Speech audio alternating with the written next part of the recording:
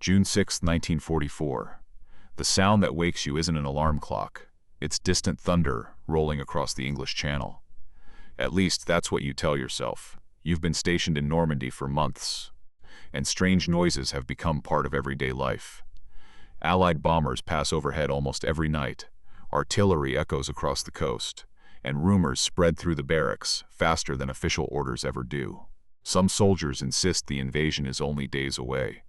Others believe it's another false alarm, one more attempt by the Allies to wear down German morale. After all, your commanders have repeated the same message for months. If the invasion comes, it will almost certainly strike the Pas de Calais, the narrowest point between Britain and France. That's where the strongest defenses have been built, and that's where Field Marshal Erwin Rommel has concentrated much of Germany's attention. Normandy, by comparison, feels almost quiet. You dress quickly, pull on your helmet, and step outside into the cool morning air. The sky is still dark, but something feels different. Trucks move faster than usual. Officers speak in hurried whispers. Telephone operators rush between command posts, carrying messages that seem increasingly urgent. No one has a clear picture of what's happening, and in war, uncertainty is often more frightening than bad news. Then another explosion shakes the ground beneath your boots.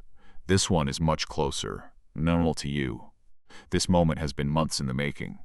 Since 1943, the Western Allies had been preparing the largest amphibious invasion in military history. The operation, known as Operation Overlord, required an extraordinary level of planning.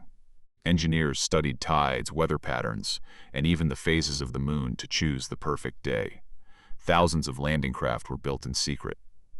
Millions of tons of supplies crossed the Atlantic. Soldiers trained endlessly for an assault they knew would cost countless lives. Yet perhaps the most important weapon wasn't a ship or an aircraft. It was deception. For months, Allied intelligence carried out Operation Bodyguard, one of the greatest military deception campaigns ever attempted. Fake radio traffic suggested that enormous armies were preparing to invade Norway.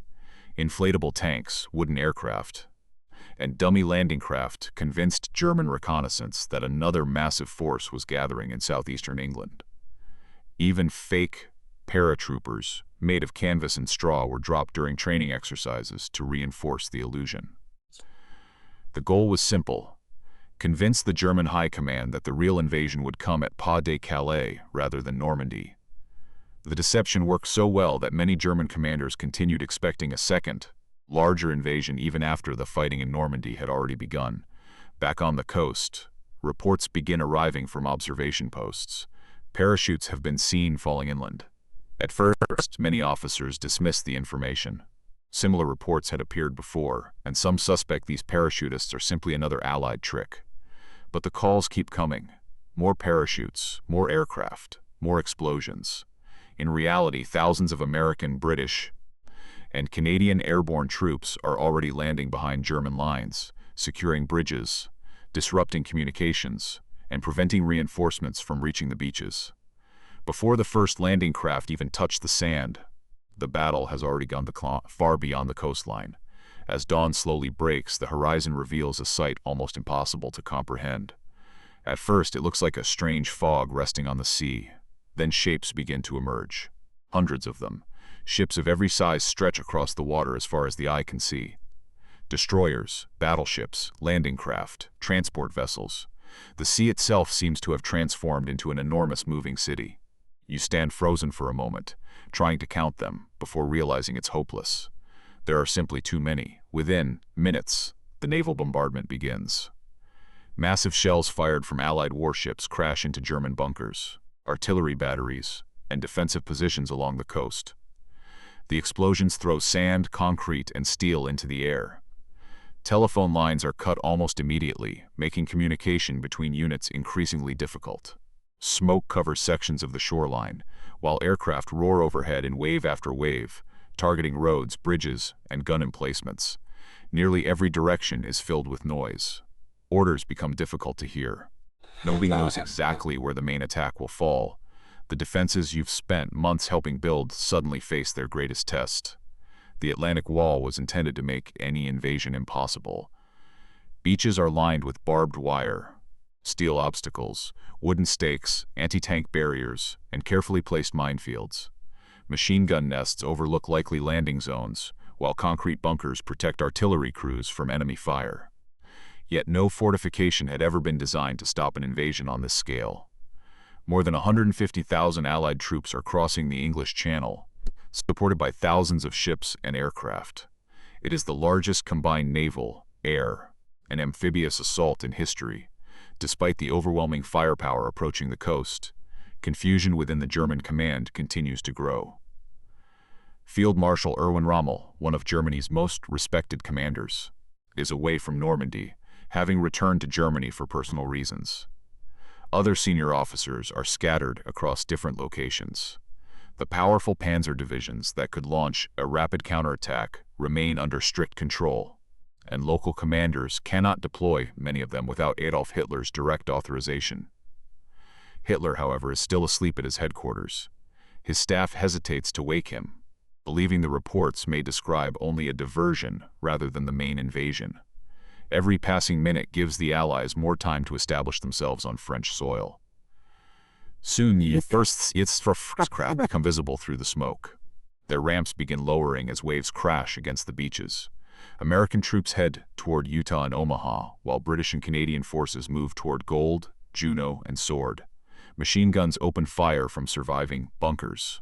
Artillery continues pounding the shoreline, and chaos spreads across the beaches. The invasion everyone had talked about for years is no longer a possibility. It is happening now, directly in front of you. Whatever happens next will shape not only the fate of France, but the future of Europe itself. As the morning unfolds, every minute feels longer than the last. The thunder of naval guns never truly stops, and the sky above Normandy is filled with hundreds of Allied aircraft flying in every direction. Smoke blankets the coastline, making it nearly impossible to understand what is happening beyond a few hundred meters. Reports arriving from neighboring positions are often contradictory. One officer claims the enemy has been pushed back into the sea, while another insists entire sections of the coast have already been overrun. Communication lines have been destroyed by the bombardment, forcing soldiers to rely on messengers who risk their lives crossing open ground under constant air attacks. Confusion becomes one of the Allies' greatest weapons. The first hours of the invasion are brutal for both sides. On Omaha Beach, American troops suffer devastating losses as they attempt to cross open sand under relentless machine gun fire from fortified German positions. Many landing craft are destroyed before they even reach the shore, while soldiers carrying heavy equipment struggle through deep water and obstacles placed months earlier to stop exactly this kind of attack. Yet, despite the terrible casualties, more landing craft continue arriving. Every wave that is stopped is followed by another, then another.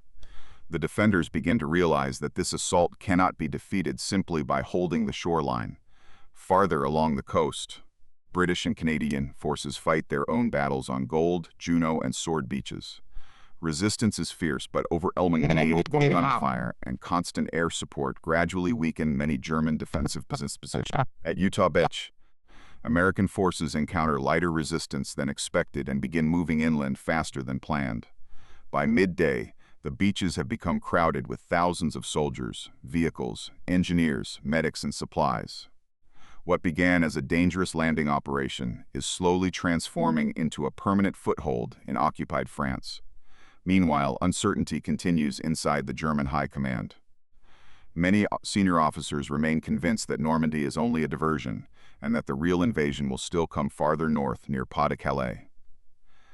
This belief is the final success of Operation Bodyguard, the massive Allied deception campaign that had spent months convincing German intelligence to expect an attack elsewhere. Because of this uncertainty, several armored divisions remain in reserve instead of launching an immediate counterattack. When Adolf Hitler is finally informed of the scale of the invasion later that morning, he authorizes additional panzer divisions to move toward Normandy. By then, precious hours have already been lost, and the Allies are reinforcing their positions faster than German troops can respond. Throughout the afternoon, the battlefield grows even larger. Engineers clear minefields and remove beach obstacles, while naval crews unload tanks, artillery pieces, ammunition, fuel, and food.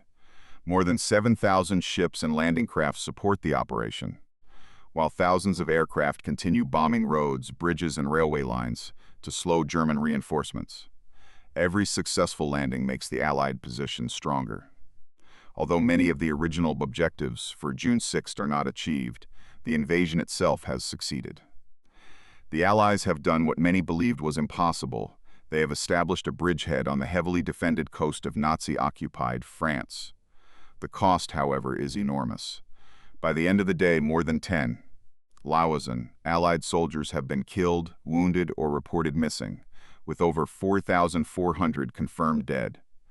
German forces also suffer thousands of casualties, with estimates ranging from 4,000 to 9,000. The beaches are covered with destroyed landing craft, abandoned equipment, shattered fortifications, and the devastating human cost of one of history's largest military operations. Victory has not come easily, and both sides understand that the battle is far from over. Although the invasion is remembered as a triumph, June 6 is only the beginning of a much longer campaign.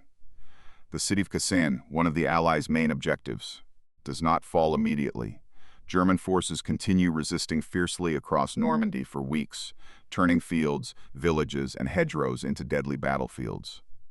The campaign becomes a slow struggle of attrition rather than the rapid breakthrough many commanders had hoped for.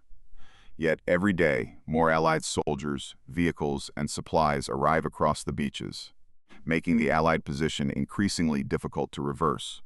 By late July, the launch of Operation Cobra finally allows American forces to break through the German defensive lines near Saint-Lô. The front begins to collapse, and Allied armies advance rapidly across northern France. In August, German forces become trapped near Falaise, suffering devastating losses that cripple their ability to defend Western Europe. Only weeks later, on August 25th, Paris is liberated, marking one of the most symbolic victories of the war. The invasion that began on the beaches of Normandy has opened the long-awaited Western Front against Nazi Germany. The consequences extend far beyond France. As Allied armies push eastward and Soviet forces continue advancing from the east, Germany finds itself trapped between two enormous military offensives. Less than a year after the landings in Normandy, Nazi Germany surrenders unconditionally in May 1945, bringing the war in Europe to an end. Historians widely agree that the success of D-Day was one of the decisive turning points that made that victory possible. But there is another part of this story that is often overlooked. While soldiers fought across the beaches of Normandy, the Holocaust was still taking place. Millions of Jews had already been murdered by the Nazi regime, and deportations to extermination camps continued even as the invasion unfolded. Every mile gained by the Allied armies brought them closer to concentration camps, forced labor camps, and countless victims who were still alive. Although liberating those camps was not the primary objective of Operation Overlord, the Allied advance ultimately helped bring an end to one of history's greatest atrocities. Today, D-Day is remembered not only because it was the largest amphibious invasion ever launched, but because it demonstrated the extraordinary coordination, sacrifice, and determination required to change the course of history.